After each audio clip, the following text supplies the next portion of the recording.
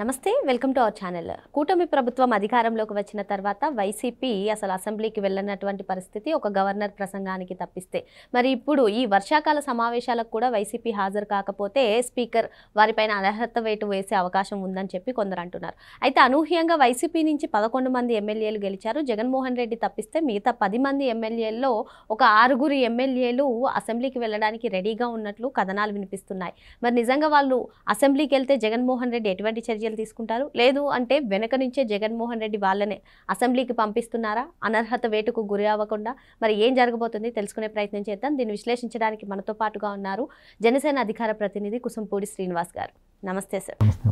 11 సీట్లకు పరిమితమైంది వైసీపీ. మరి మనం చూసుకుంటే ఈ సంవత్సర కాలం పాటు కూడా అసెంబ్లీకి ఒక్కరోజు కూడా వెళ్ళలేదు సార్, గవర్నర్ ప్రసంగం రోజు తప్పిస్తే. మరి తీరా అది చూస్తే అసెంబ్లీ సెషన్స్ కిందకి రాదు అని చెప్పి అన్నారు. మరి ఇప్పుడు ఈ వర్షాకాల సమావేశాలకు కూడా హాజరు కాకపోతే వాళ్ళ అనర్హత వేటు వేసే అవకాశాలు ఉందని కూడా కొందరు చెప్తున్నారు. ఈ నేపథ్యంలోనే ఒక 6 ఎమ్మెల్యేలు వైసీపీ నుంచి ఎలా అయినా సరే అసెంబ్లీకి వెళ్ళాలని నిర్ణయించుకున్నట్టుగా కూడా తెలుస్తుంది. ఏంటంటారు ఈ 6 అసెంబ్లీలు? కొత్తగా ఎన్నికైన ఎమ్మెల్యేలు కూడా ఉన్నారు, వాళ్ళు వెళ్ళడానికి అంటారా? లేదంటే తెర వెనుక నుంచి జగన్మోహన్ రెడ్డి అనర్హత వేటుకు గురవ్వం, మీరన్నా వెళ్ళండి, తర్వాత ఎక్కువ మన పైన ఫోకస్ చేయరు అని చెప్పుంటారా? లేదు అంటే ఈ 6 ఎమ్మెల్యేలు అసెంబ్లీకి వెళ్తే వాళ్ళపైన ఎటువంటి యాక్షన్ అయినా తీసుకుంటారా? ఏం జరగబోతుంది అంటారు? ఒకటమ్మా, ఖచ్చితంగా ఎమ్మెల్యేగా గెలిచిన తర్వాత అతని బాధ్యత శాసనసభకి వెళ్ళి అక్కడ చట్టాల మీద మాట్లాడడం, సమస్యల మీద మాట్లాడడం అనేది బాధ్యత. అందుకే ఎన్నుకుంటారు. అది మానేసి నియోజకవర్గాలకు సంబంధించి పెళ్ళిళ్ళకి పేరంటాలకి వెళ్తామని కాదు. అసలు విషయాన్ని మానేసి ఇప్పుడు 11 మంది గెలిచారు, ఆయనతో 11 మంది గెలిచారు. ఇప్పుడు ఆయన ఎలాగే వెళ్ళడం, మిగతా 10 మందిని వెళ్ళనివ్వడం ఎలా వచ్చిందంటే, దాంట్లో ఒక ఎమ్మెల్యే మరి పేరు చెప్తే తన ఇబ్బంది పడతాడు. అతను ఒక ఎమ్మెల్యే మొదటిసారి నికేటి పాపం, అతనికి ఎంతో కోరుకుంటుంది అసెంబ్లీకి వెళ్ళాలి, నేను మాట్లాడాలి, నా నియోజకవర్గ ప్రజలు చూడాలి, నా కుటుంబీకులు చూడాలి. అది రికార్డులో అసెంబ్లీలో మాట్లాడిన ప్రతి మాట రికార్డు అవుతుంది కదా, రికార్డులో ఉండాలి అనేది ఎంతో కోరిక పాపం ఆయనకి. అసలు ఆయన కోరిక అసలు వెళ్ళి మాట్లాడింది ఏది వెళ్ళొద్దని చెప్పి ఇక్కడ రిస్ట్రిక్షన్స్.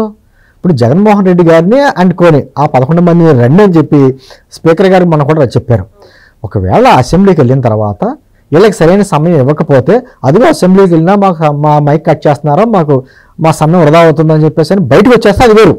అసలు అసెంబ్లీకి వెళ్ళకుండా నాకు ప్రతిపక్ష నేత హోదా ఇస్తేనే అసెంబ్లీకి వెళ్తాను ఏంటి, నేను చాక్లెట్ ఇస్తేనే స్కూల్కి వెళ్తాను ఎడుతాను పిల్లడు, అలాగా అది ఎంతవరకు సమంజసం?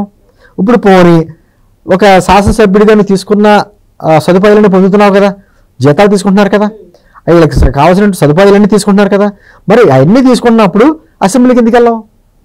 పెద్ద ప్రశ్న అమ్మా. ఈ రోజున సరే జగన్మోహన్ రెడ్డి గారి కంటే భయం ఉంటుంది. శాసనసభకి వెళ్ళిన కాడి నుంచి ఎదురుగుండా రఘురామకృష్ణ కనపడతా ఉంటాడు, చంద్రబాబు, పవన్ కళ్యాణ్ గారు, తర్వాత ఏమో అనిత గారు, అచ్చెన్నాయుడు, వీళ్ళందరినీ చూసేటికి ఆయన చెమటలు పడతాయి. అందుకని అతను వెళ్ళకపోవచ్చు. మరి మిగతా వాళ్ళు పంపాలిగా. ఇప్పుడు తెలంగాణ ఉంది, తెలంగాణలో కేసీఆర్ గారు వెళ్ళట్లా ఇప్పుడు, కానీ ఆయన సంబంధించినటువంటి నాయకులందరూ వెళ్తున్నారు. మరి అటువంటి అలా వెళ్ళొచ్చు కదా. కూటమి ప్రభుత్వం మీద ఏదో సాక్షి పేపర్లోనే లేకపోతే తాడేపల్లి ప్యాలెస్లోకి వచ్చిన విషయం చెబుతున్నావు కదా, ఇది జరగట్లేదు, పెన్షన్ ఇవ్వట్లేదు, అన్నదాత సుఖీభేద ఇవ్వట్లేదు, ఆరోగ్యశ్రీ పథకం ఇవ్వట్లేదు, ఎన్ని ఫీజు రింబర్స్మెంట్ ఇవ్వట్లేదు, రకరకాల మాట్లాడుతున్నావు కదా. మరి అవన్నీ అసెంబ్లీకి వెళ్ళి మాట్లాడు, ప్రజలకు తెలుస్తుంది, ఒక రికార్డుగా ఉంటాయి. నువ్వు తాడేపల్లి ప్యాలెస్లో కూర్చుంటే పార్టీ వ్యవహారం అవుద్ది, నువ్వు అసెంబ్లీలో కూర్చొని మాట్లాడితే ప్రభుత్వ వ్యవహారం అవుద్ది. మాట్లాడకండి ఎందుకు? అతను చాలా బాధపడతారు ఎమ్మెల్యేలు. సరే అతనంటే భయం, అతను వెళ్ళకపోతాడు, బాగానే ఉంది, మమ్మల్ని వెళ్ళవద్దు అంటే ఏంటి? ఇక్కడ ఇంకో అంశం సార్, ప్రెస్ మీట్లు పెట్టి ప్రశ్నిస్తూ ఉంటారు. అదేదో అసెంబ్లీకి వెళ్ళి ప్రశ్నించవచ్చు కదా అని కొందరు చెప్తూ ఉంటారు.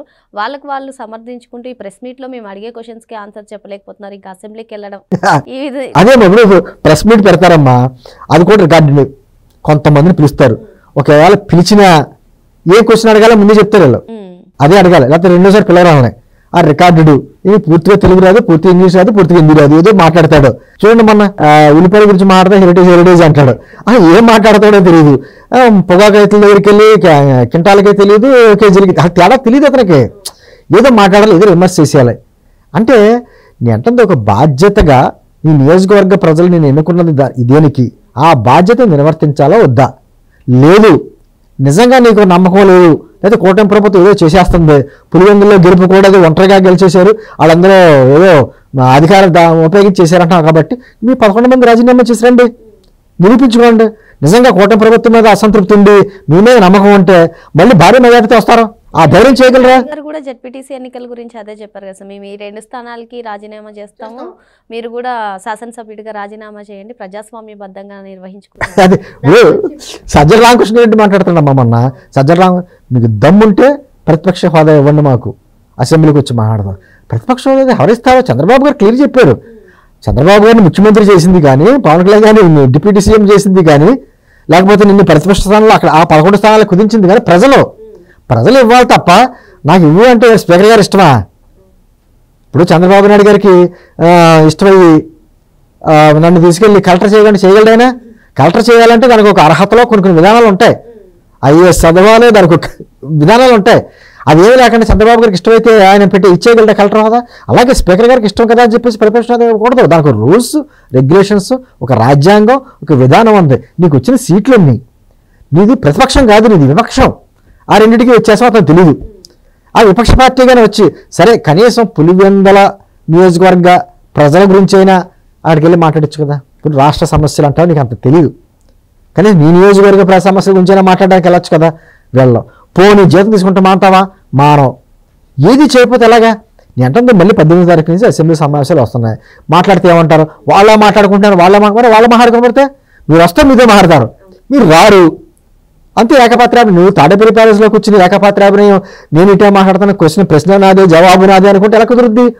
ఈ అగినా కూడా జాగ్రత్త గమనించం శ్రావణి.